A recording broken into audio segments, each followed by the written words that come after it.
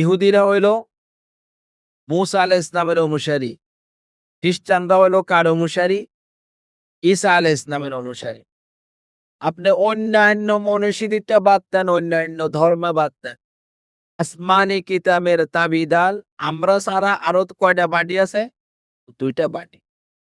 এই ২ টা বাটি তারা বলতে পারবে না তাদের এই কিতাবটা তৌরাত আর ইনজিল কোথায় অধিকাংশ পাইবেন এখন কারো বড় অবতীর্ণ হয়েছে এটাও বলতে পারে।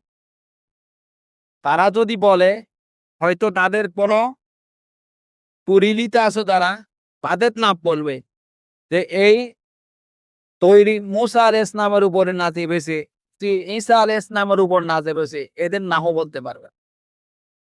কোথায় অবতীর্ণ সেটা বলবে তো দূরের কথা, তাদের কবর কোথায় সেটা তো বলবে দূরের কথা।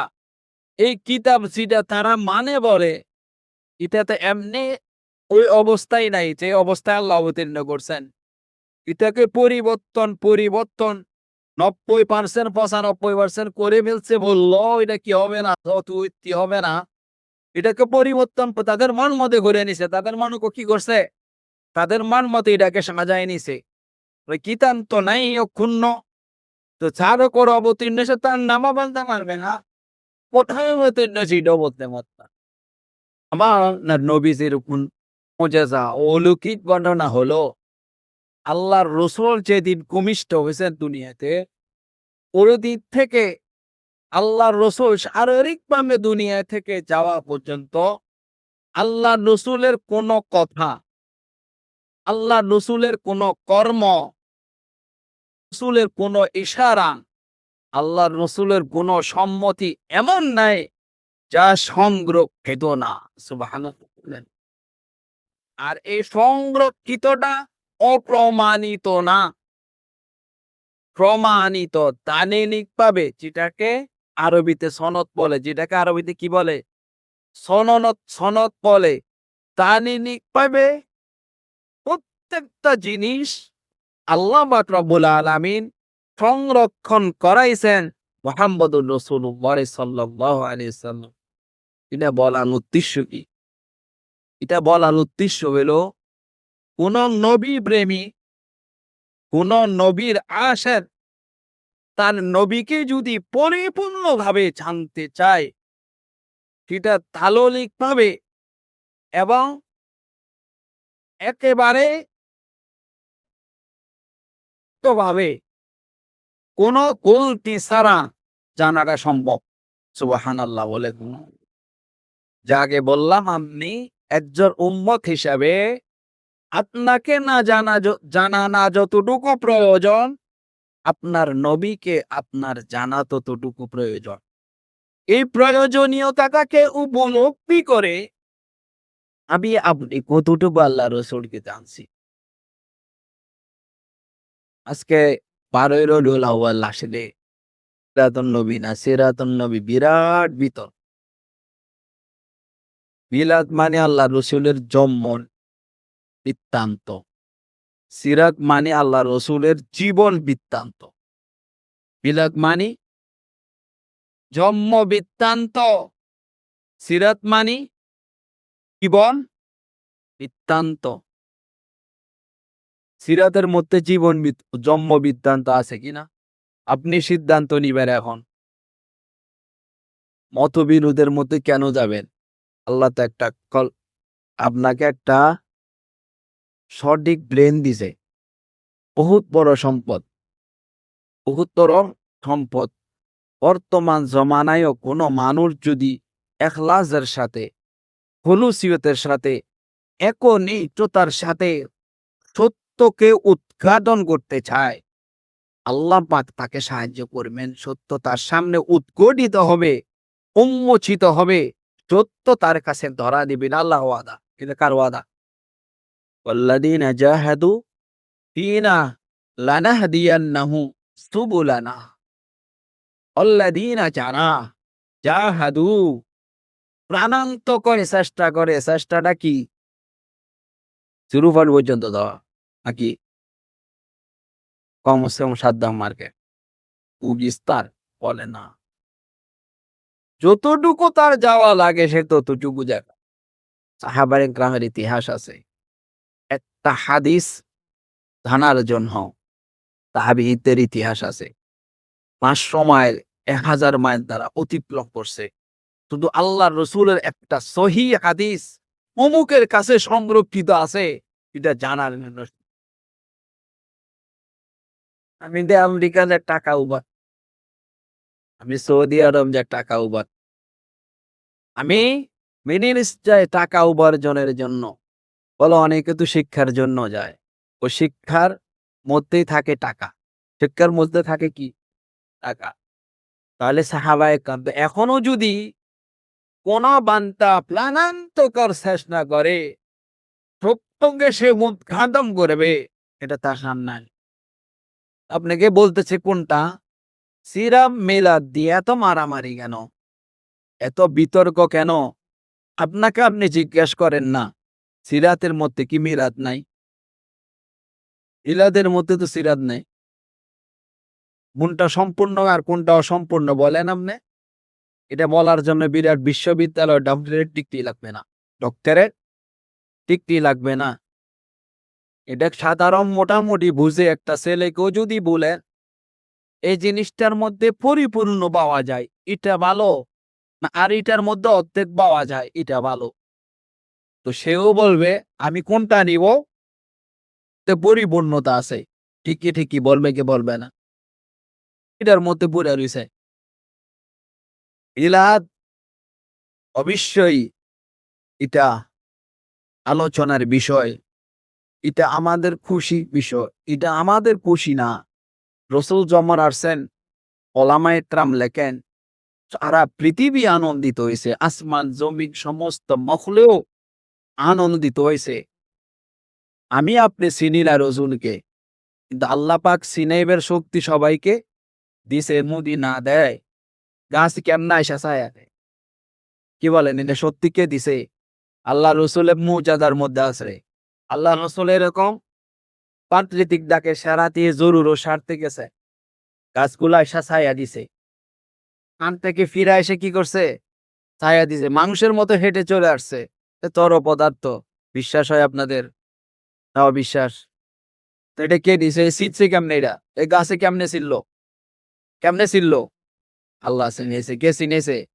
মাথরে কলমা পড়ছে। মৃত্যু প্রাণী জিন্দা হয়ে কলমা পড়ছে। এগুলো আল্লাহ রসুলের মর্যাদা। আল্লাহ রসুলের কি মর্যাদা? এই জন্য নবী আল্লাহ রসুলকে জানা আমার রইল। আল্লাহ সূরা হুদ, কোরআন শরীফের মধ্যে একটা সূরা কি আছে? সূরাতু হুদ। এই হুদ সূরার মধ্যে আল্লাহ পাক অনেক নবীর জীবন বৃত্তান্ত বর্ণনা করছে। জীবন বৃত্তান্ত বর্ণনা করার পর আল্লাহ রসুলকে আল্লাহ বলতেছেন এই যে আমি জীবন বৃত্তান্ত গুলা বললাম এটার উদ্দেশ্য কি জানে? ওয়াকুল্লান নাকুসসু আলাইকা মিন আম্বাইর রুসুলি মা নুসাব্বিতু বিহি বুয়াদাকা ওয়া জাআকা ফি হাযিহিল হক ওয়া মাউইদাতু ওয়া যিকরা লিল মুমিনিন। ওয়াকুল্লান নাকুসসু আলাইকা মিন আম্বাইর রসুল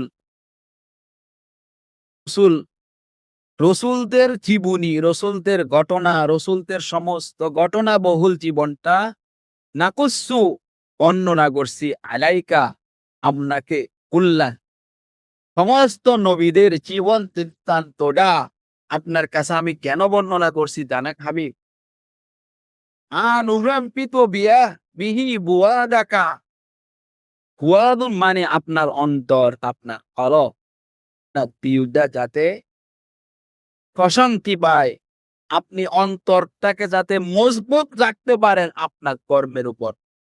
পানুসাব্বিতু বিহি উহাদাকা, ওই ঘটনাগুলা যখন আপনার সামনে বর্ণনা করছি আর এই ঘটনাগুলা যখন আপনি পড়বেন, আপনি জানবেন, জানার পরে তখন এই তাওয়াটার বাহিনী মেহনত করতে গিয়ে আপনার উপর যখন বিভিন্ন পরিস্থিতি আসবে তখন আপনি বিচলিত হবেন না, আপনি পেরেশান হবেন না, আপনি হতাশ হবেন না। আপনি বুঝবেন যে এটা আমার জন্য নতুন কিছু না, এটা প্রত্যেকটা নবীর মধ্যে আছে। কোন নবীর তাওরাতের লাইনের মেহনতটা মসৃণ ছিল না, কুসুমাস্তীর্ণ ছিল না, আরামদায়ক ছিল না। প্রত্যেকটা নবীকে আল্লাহ বলছে আমি নবীন যেখানে প্রয়োজন মনে করছে ওইখানে পাঠাইছি। তাহলে কোন অনুকূল পরিবেশে কোন নবীকে আমি পাঠাই নাই, প্রতিকূল পরিবেশেই পাঠাইছি। কোন অনুকূল আর প্রতিকূল বুঝেন তো? এই এলাকাটা আমার করে, এখানে নির্বিঘ্নে চলাফেরা করতে পারি, নির্বিঘ্নে কথা বলতে পারি, আমার মতো করে আমি চলতে পারি, এটা হলো অনুকূল। আরেকটা এলাকায় গেলাম, আমি যে মনোভাবে চলতে পারি না, এটা প্রতিকূল। এটা কি? প্রতিকূল। তাই নবীদেরকে অনুকূল পরিবেশে আমি পাঠাই নাই, প্রতিকূল পরিবেশে পাঠাইছি। প্রত্যেকটা নবী তাওরাতের মেহনতে গিয়ে আল্লাহর নবীদের কি করতে হয়েছে? বীরত্ব শক্তির সাথে, বাতেও শক্তির সাথে তাদেরকে মোকাবেলা করে চলতে। যখন নবীরা আসলেন, নাতেই নবীদের হাওয়ানিন সঙ্গী আল্লাহ দিয়ে দেন নাই। সঙ্গী দুনিয়ার মধ্যে তৈরি হয়েছে, সঙ্গী দুনিয়ার মধ্যে তৈরি হয়েছে। নবীরা একাই আসছেন। নবীরা কি আসছেন? একাই আসছেন। একটা অবাসযোগ্য পরিবেশকে, অনাবাদী একটা জায়গাকে প্রত্যেকটা নবী আবাদ করছেন। কি করছেন? বলতেছেন এই জন্য নবীদের ঘটনা আপনার কাছে বর্ণনা করছি। অজাকা বিহাদিল হাম, আর সত্যটা এই রাস্তা পেয়ে আপনার উপর আসছে। আর কি জন্য? অমাও এদত অধিক লিল মুমিনিন। এই সমস্ত ঘটনা বলি কোরআনে দেওয়ার মাধ্যমে, যখন মুমিন এটাকে পড়বে, মুমিন এটাকে শুনবে, এগুলার তারা মুমিন উপদেশ অর্জন করবে এবং সতর্ক হবে। উপদেশ কি নিবে? আগেকার উম্মতরা নবীদের কথা অমান্য করার কারণে তারা কি কি অবস্থার পরিবর্তন হয়েছে, কি কি ধ্বংসযজ্ঞ আল্লাহ পাক তাদের উপর চালাইছেন, ওই সমস্ত ঘটনাগুলা কারা অন্তরে ধারণ করে উপদেশ গ্রহণ করবে আর সতর্ক হবে যে তারাও ওই পথ অনুসরণ করবে না। ওই পথ যদি অনুসরণ করে, আল্লাহ তাদের উপরে এরকম পরিস্থিতি করতে পারে। এজন্য জল উচ্ছ্বাস আসে। এই যে সৌদি আরবে দেখছেন আগুন লাগছে, বিভিন্ন জায়গায়। আমাদের দেশে ঝড় উচ্ছ্বাস হয়, আর মুসিবত বিভিন্ন জায়গায় বিভিন্ন বাসবে ভাবে সে এগুলা আল্লাহ ধাক্কা দেন, মাঝে মধ্যে কি দেয়? ধাক্কা দেন যে আসতে পারে। আগেকার উম্মতের যে লুত আলাইহিস সালামকে আল্লাহ বলতেছেন এরকম জিবরাইল আমিন উঠাইছে, উঠায়া উপর থেকে আবার উপর করে ছাড়ছে। ওরে আল্লাহ আছেন কি নাই? ফেরেশতা আছেন কি নাই? এ বাতাস দিয়া কওমে আদ কওমে তামুদকে বাতাস এবং বিকট আওয়াজ দিয়ে ধ্বংস করছে। ওই আল্লাহ আছেন কি নাই? এগুলা আছে কোরআন। এগুলা কি আছে? এগুলা মরে মরে কি করবে? উপদেশ দেখ। মুখ্য উদ্দেশ্য এই কথার উদ্দেশ্য কি? উদ্দেশ্যটা হইল রবিউল আউয়াল মাস। অন্যান্য মাসে পারি না, সুযোগ হয় না, মনও থাকে না। এই মাসে আহ্বান করব, আপনার জীবনের প্রতিদিনের একটা রুটিন থাকে। এই রুটিনের মধ্যে ১ ঘন্টা, আধা ঘন্টা, ১৫ মিনিট আপনি নিবেন। আল্লাহর রসুলের জীবনী, ভালো ভালো রাইটার যারা, হাক্কানি আলেমদের যারা লিখছে, ওনাদের লিখা এরকম অসংখ্য গ্রন্থ আছে সিরাতে। এটা লিখছে, লিখতেছে, লিখবে। এটা এমন একটা জীবন, যেই জীবন লেখে শেষ করবে না, করা যাবে না। যে জীবন লেখে কি করা যাবে না? শেষ করা যাবে না। এটা এরকম একটা জীবন, এটা লিখতে থাকবে। কবি এজন্য বলেন, কিনু তানাউ কামা কানা হাক্কুহু বা'দা সদা বুজুরগতি কিসসা মুখতাসার। লা ইউমকিনু সানা, আপনার প্রশংসা করা আমার পক্ষে সম্ভব না। আমার পক্ষে কি না? সম্ভব না। কামা কানা হাক্কুহু, এরকম প্রশংসা করার দরকার আপনার। অর্থাৎ আপনি যেরকম প্রশংসার উপযোগী, যেরকম প্রশংসা আপনার শানে শায়ানের উপযোগী, ওরকম প্রশংসা আমার দ্বারা সম্ভব না। বাদাস খোদা বুঝেন তুই তিস্সা ওস্তাসার, আল্লাহর পরে যে স্থানটা, ওই স্থানটা আপনার, এখানেই আমার প্রশংসা শেষ। বুঝছেন কথাটা? তাহলে আল্লাহর পরে কে? পরে না আল্লাহর মধ্যে? বলেন, মোহাম্মদ আল্লাহর মধ্যে না আল্লাহ আল্লাহর পরে? আল্লাহর পরে। আবার এরকম বলেন না, খোদার দন কেমনে জানি বলে, হ্যাঁ কেমন জানি বলে, আল্লাহরে আল্লাহ খালি হয়ে গেছে এরকম অনেকটাই বলে। এই জন্য আল্লাহ স্থান, আল্লাহর পরে কার স্থান? বিস্তার।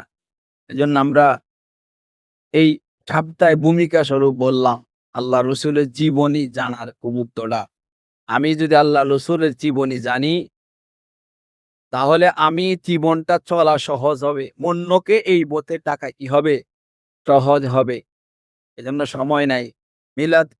মিলাদে আমাদের কি ফায়দা, তেরাদে আমাদের কি ফায়দা, এর উপরে বলতাম। আল্লাহ যদি বলায় আল্লাহ ইনশাআল্লাহ আগামী সপ্তাহে ইনশাআল্লাহ বলবো ইনশাআল্লাহ। আল্লাহ পাক যদি তৌফিক দান করে, আসলে দাওয়ানা যবে কতটুকু মেসেজ নিয়ে যান রবিউল আউয়াল মাস উপলক্ষে, যার যতটুকু সম্ভব আল্লাহ রসুলের জীবনী থেকে কি করব আলোচনা